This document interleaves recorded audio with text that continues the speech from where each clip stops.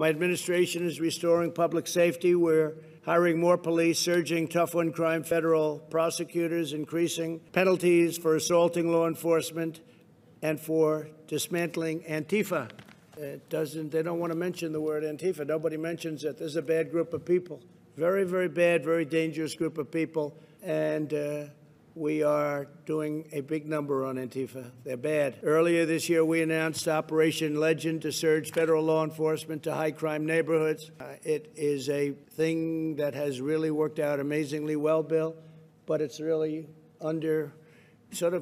really understated in a sense. We've already conducted more than 1,000 arrests in our first month in Chicago. We went to Chicago very recently. Obviously, that's been a disaster, Chicago, total disaster, with, again, radical left Democrat, and we just have to straighten. It's all Democrat. Everything's Democrat. All of these problems are Democrat cities. We don't want to say it, but it is. The top 10 are Democrat. Then you go into the top 25 and take a look at that. It's the same thing. We cut the number of murders in Chicago last month in half.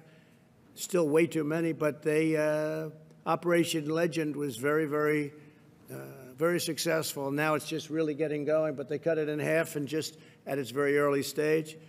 This is in sharp contrast to those who want to slash police funding, oppose using the National Guard, and want to hire radical judges and prosecutors who will release rioters, looters, and criminals. We have that in Portland, where the prosecutors don't want to do anything. You can catch somebody doing the worst crime, and they don't want to do anything. So we're very, very upset about that. So we're not going to cut police funding. If you look at what they want to do, they want to cut police funding. We want to increase police funding substantially.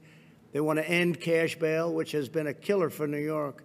If you look at what's happening in New York, they allowed thousands of people out of jail in New York, and they're walking around, and they're causing nothing but problems. Who would not know that? You don't have to know anything about policing. I'm not a policeman, but I would know that if you let these people out, many of them are going to cause tremendous problems.